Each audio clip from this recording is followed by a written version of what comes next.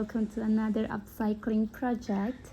Start by separating the waistband and the lining layer of the skirt.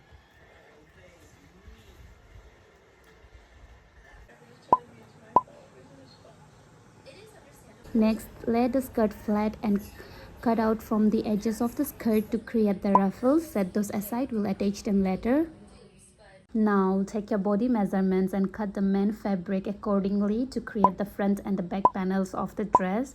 Make sure to save some leftover fabric as we will use it to make the sleeves later on. Next, attach the waistband to the top of the front panel to create a gathering neckline. Sew along the edges to form a casing, but remember to leave a small opening so we can thread a ribbon through it later. Then attach the lining fabric to the front panel and repeat the same process for the back. Once both panels are ready, grab a safety pin and attach it to the end of your ribbon. Use it to carefully thread the ribbon through the neckline casing we just created. Gently pull and adjust the gathers until you are happy with the fit. Ta-da! And ta-da! Here's how it's looking so far.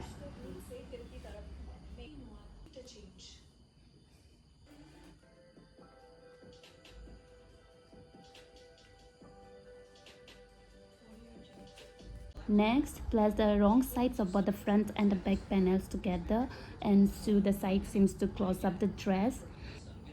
Now it's time to bring back those ruffles we cut earlier. Pin them in place and sew them onto the dress to add volume and movement. And for the final step, use the leftover fabric to create the sleeves and attach them to the arms. And just like that, our old skirt has been completely transformed into a brand new dress.